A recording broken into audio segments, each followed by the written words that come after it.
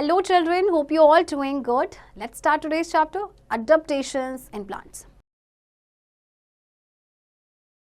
Learning objectives, the different classes of plants according to their habitats, adaptations in plants to live in their habitats successfully, and some unusual plants. Plants grow everywhere from snow-covered mountains to hot-burning deserts. Since plants need three things, air, water and sunlight to grow, you will find them almost everywhere. The place or area where a plant grows is called its habitat. Different plants grow in different kinds of habitats. Temperature, rainfall and the type of soil determine the habitat of plants. Plants have some special features that enable them to adjust to their habitats. The adjustment of plants to their habitats is called adaptation. On the basis of their habitats, plants can be divided into two main groups, plants that grow on land and plants that grow in water. Plants आपको हर जगह मिलते हैं, चाहे snow covered mountains हो, चाहे hot burning desert हो, right? तो जिस जगह पे प्लांट रहते हैं, जहाँ पे वो ग्रो करते हैं, उसे कहते हैं हैबिटेट, राइट? अब डिफरेंट प्लांट्स के डिफरेंट हैबिटेट होते हैं. इसके अलावा टेम्परेचर या रेनफॉल या टाइप्स ऑफ सॉइल ये भी डिटरमिन करता है प्लांट के हैबिटेट को. प्लांट्स के कुछ स्पेशल फीचर्स होते हैं जिसकी हेल्प से वो अपने हैबिटेट में एडजस्ट करते हैं. तो इस एडजस्टमेंट को कहते हैं adaptation.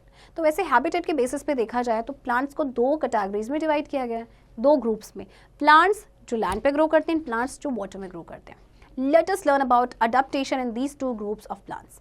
Plants that grow on land. Plants that grow on land are called terrestrial plants. Terrestrial means of the earth. Terrestrial plants grow on mountains, hills, in plains, desert and marshes. Mountains and hills. Plants that grow on mountains and hills are tall, straight and conical in shape. The conical shape helps the plants to tolerate strong winds and allow the snake to slip off their branches easily. They have a thick and very tough needle-like leaves called pines. These plants do not produce flowers because flowers cannot survive in such extreme cold climates. They produce cones which bear seeds inside them. जो plants आपके land पे grow करते हैं उन्हें हम कहते हैं terrestrial plants. तो अगर हम माउंटेन्स एंड हिल्स की बात करें तो जो माउंटेन्स एंड हिल्स पे होते हैं ट्री वो टॉल होते हैं, स्ट्रेट होते हैं एंड कॉनिकल होते हैं शेप में. तो कॉनिकल शेप क्यों होती है इनकी?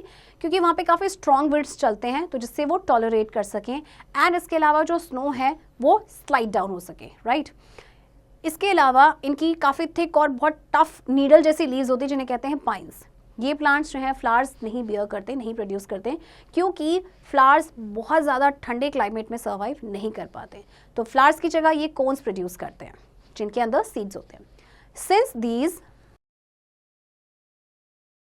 plants produce cones, they are also called conifers. Some common examples of conifers are pine, fir, cedar and spruce. अब क्योंकि इनमें cones होते हैं तो इसीलिए इन्हें बोला जाता है conifer plant. कुछ examples हैं आपके.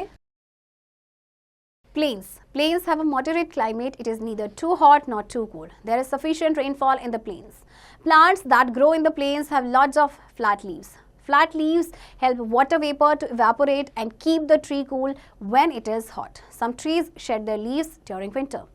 They do so to protect themselves against the cold. Such trees are also called deciduous trees.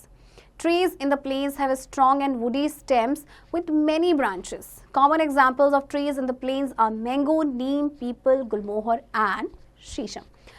जो प्लांट्स आपके प्लेन्स में होते हैं एक्चुअली यहाँ पे काफ़ी मॉडरेट क्लाइमेट होता है, ना ज़्यादा ठंडा होता है ना ज़्यादा गर्म होता है, सफिशिएंट रेनफॉल भी होती है. तो जो प्लेन्स में होते हैं प्लांट उनकी काफ़ी सारी फ्लैट लीव्स होती हैं. फ्लैट लीव्स का क्या काम होता है कि वो वाटर वेपर को हेल्प करते हैं इवेपोरेट होने में एंड ट्री को कूल रखते हैं जब बहुत ज़्यादा गर्म होता है. कुछ ट्रीज़ अपनी लीव्स को शेड कर देते हैं विंटर के टाइम पे क्योंकि वो अपने ऐसा करके अपने आप को कोल्ड से प्रोटेक्ट करते हैं. तो ऐसे ट्रीज़ को कहा जाता है आपका डेसिडियस ट्रीज. अब जो ट्रीज आपके प्लेन्स में होते हैं उनकी काफ़ी स्ट्रॉन्ग एंड वुडी स्टेम होती है जिसमें बहुत सारी ब्रांचेस होती हैं. तो कॉमन एग्जांपल्स हैं आपके ये सारे. Do you know the world's tallest tree, the redwood, is a conifer? The world's most massive tree, the giant sequoia, is also a conifer. World का tallest tree redwood and world का most massive tree giant sequoia ये दोनों ही आपके conifer है. Marshes. Marshes have clay soil and plenty of water. Soil is deficient in air as there is very little space between the soil particles. The trees that grow in marshes are called mangrove. Their roots do not get enough air in the soil, so they grow out of the soil and water to breathe. Such roots are called breathing roots. The most common example of the mangrove is Sundari tree that has given the name Sundarban Delta in West Bengal. Marshes में क्या होता है? Clay soil होती है, बहुत ज़्यादा पानी होता है अब बहुत ज़्यादा पानी होगा तो सॉइल के अंदर बहुत थोड़ा सा स्पेस होता है एयर के लिए, ओके। तो ये जो ट्रीज़ आपके मार्शेस में ग्रो करते हैं उन्हें बोलते हैं मैंग्रोव। और क्योंकि सॉइल में इनफ एयर होती नहीं है तो उनकी रूट्स जो हैं आपकी बाहर आ जाती हैं ब्रीथ करने के लिए, तो ऐसी रूट्स को कहा जाता है breathing roots. Most common example आपका मैंग्रोव का है सुंदरी ट्री, ये आपका नाम पड़ा है सुंदरबन डेल्टा जो बंगाल में, उसके नाम। Deserts, plants that grow in deserts are called xerophytes. Since there is very little water in a desert, plants have some special features to survive there. Desert plants have long roots that go deep into the ground to absorb water. Leaves are modified or reduced to spines to reduce the loss of water through transpiration. They have thick stems to store water. Cactus, babool, kikar and date palm are common examples of desert plants. अब desert plants को कहा जाता है xerophytes. अब desert आपको पता है ऐसी जगह जहाँ पे बहुत थोड़ा सा पानी होता है, तो यहाँ पे रहने वाले जो प्लांट्स होते हैं इनके कुछ स्पेशल फीचर्स होते हैं, जैसे कि जो इनकी रूट्स काफ़ी लंबी होती हैं जो बहुत अंदर चली जाती है ग्राउंड में वाटर को एब्जॉर्ब करने के लिए। इनकी लीव्स मॉडिफाई या रिड्यूस हो जाती हैं स्पाइन में, जिससे कि लॉस ऑफ वाटर आपका बच सके या रिड्यूस हो सके जो ट्रांसपिरेशन के थ्रू होता है। इसके अलावा इनकी स्टेम काफ़ी थिक होती है जो वाटर को स्टोर करके रखती है। कुछ आपके कॉमन एग्जाम्पल्स हैं hot and humid areas. Plants of hot and humid areas are usually tall. They have lots of leaves and do not shed them at any particular time of the year. So they look green all round the year. That is why they are also called evergreen trees or simply evergreens. Some common examples of evergreens are teak, rubber, cashew nut and pepper. अब ये जो plants होते हैं काफ़ी लंबे होते हैं and ये अपनी लीव्स को नहीं शेड करते किसी पर्टिकुलर टाइम में, तो ये हमेशा ही ग्रीन दिखते हैं, तो इसीलिए इन्हें कहा जाता है एवरग्रीन ट्रीज या सिंपली एवरग्रीन भी नहीं कहा जा सकता है। कुछ आपके एग्जांपल्स हैं एवरग्रीन्स के। Plants that grow in water, plants that grow in water are called aquatic plants. Aquatic plants are of three types: floating plant, fixed plants and underwater plants. Plants जो आपके वाटर में होते हैं उन्हें बोलते हैं aquatic plants and इनकी भी 3 कैटेगरीज हैं, राइट। तो सबसे पहले बात करते हैं फ्लोटिंग प्लांट्स की। Floating plants are either light or small in size. They have spongy stems that are filled with air. This makes them light. Wolfia, Pistia and water hyacinth are examples of floating plants. अब आपके जो floating plants होते हैं या तो वो light होते हैं, इनका साइज ही बहुत छोटा होता है, इनकी स्पॉन्जी स्टेम होती है जो कि हवा से फिल्ड होती है, इससे वो लाइट हो जाते हैं। आपके कुछ कॉमन एग्जाम्पल्स हैं फ्लोटिंग प्लांट्स के। Fixed plants. These plants have long roots that fix them to the bottom of the pond. They also have long hollow stems that help the broad leaves to float on the surface of water. Stomata are found on the upper surface of the leaves. This helps them to absorb air from the atmosphere for making food.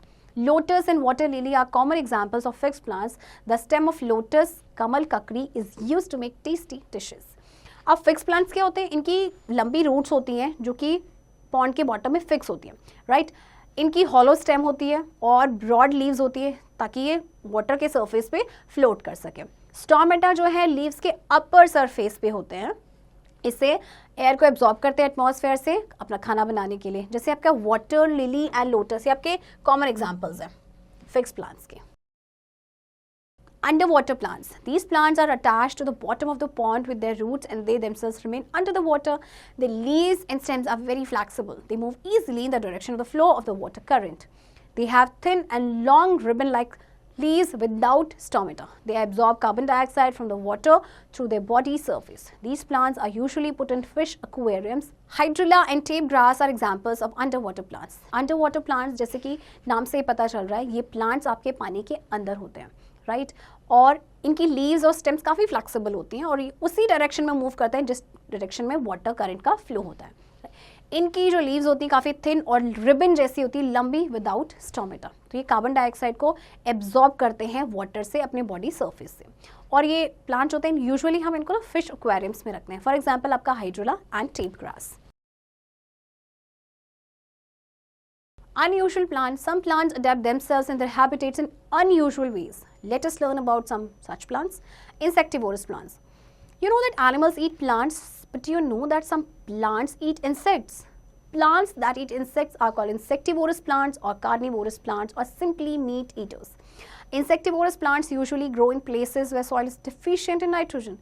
These plants catch insects and turn them into liquids. These insects provide them with nitrogen.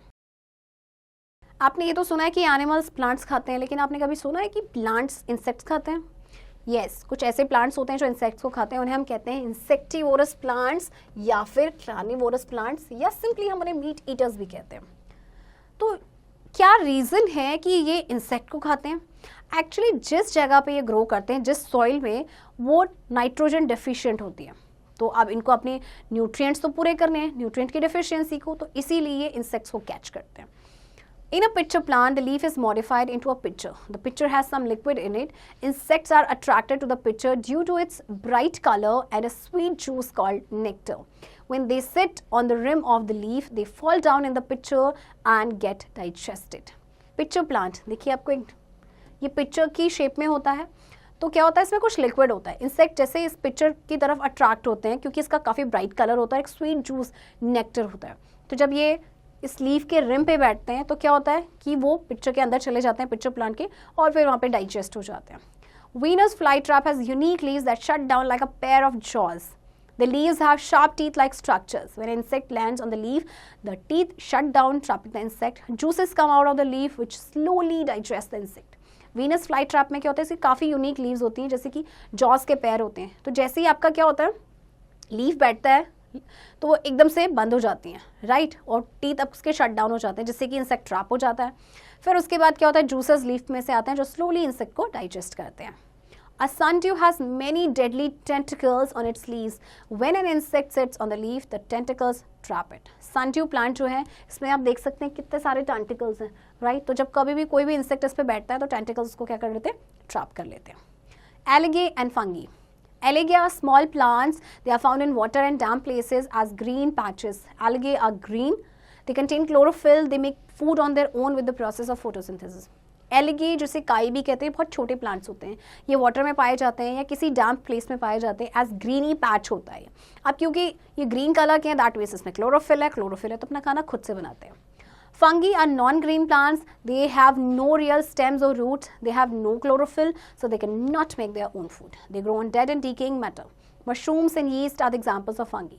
Mushrooms are very rich in proteins. Yeast are used to make bread and cakes. अब fungi आपका एक non-green plant है। इनकी ना तो कोई real stem होती है, ना रूट होती है, क्लोरोफिल भी नहीं होता है, तो अपना खाना कैसे बनाएंगे? एक्चुअली ये क्या करते हैं, किसी डेड या डीकेइंग मैटर पे ग्रो करते हैं। मशरूम एंड यीस्ट आपके एग्जाम्पल हैं फंगी के, राइट। मशरूम आपके प्रोटीन रिच होते हैं, जबकि यीस्ट को यूज़ किया जाता है ब्रेड्स एंड केक्स बनाने के लिए। Plants of grass family. You probably see grasses every day. When we think of grass, we usually think of grass in lawns and fields. But wheat, maize, barley and oats are all different kinds of grasses. These grasses are called cereals. And the fruits, the parts we eat, are called grains. Grass के बारे में अगर मैं आपको बोलूँ तो आप यही सोचते होंगे कि जो ग्रास जो लॉन में या फील्ड में होती है ना, बट ऐसा नहीं है। जैसे आपका बार्ली या मेज़ या व्हीट, ये इनके जो प्लांट्स होते हैं ये आपके ग्रासेस ही हैं। इन ग्रासेस को कहा जाता है सीरियल्स, एंड इनके जो फ्रूट होते हैं जो हम खाते हैं, या इनके जो सीड्स होते हैं उन्हें हम कहते हैं grains. Cereals are the most important group of the plant kingdom. Without grains, we would not have bread, cakes, rice or popcorn. Grasses also provide food for cattle which give us milk. Bamboo is the biggest plant of the grass family. It is used to make huts, baskets and brooms. It is also used to make paper. Serial जो है most important group है plant kingdom का। बिना grains के क्या होगा, ना हम ब्रेड बना पाएंगे, केक्स, राइस, पॉपकॉर्न, नथिंग। इसके अलावा ग्रासेस जो है हमारे कैटल के लिए खाना प्रोवाइड करते हैं, जो हमें दूध देते हैं। बैम्बू जो है आपका बिगेस्ट प्लांट है ग्रास फैमिली का। इससे यूज़ किया जाता है हट्स बनाने के लिए, बास्केट, ब्रूम्स बनाने के लिए, और इसके अलावा इससे पेपर भी बनता है। Let us remember, the place where a plant grows is called its habitat. The plants that grow on land are called terrestrial plants. The plants that grow in water are called aquatic plants. The plants that grow in desert are called xerophytes. The plants that grow in marshy areas are called mangroves. The plants that eat insects are called insectivorous plants. The plants that gives us food grains belong to grass family.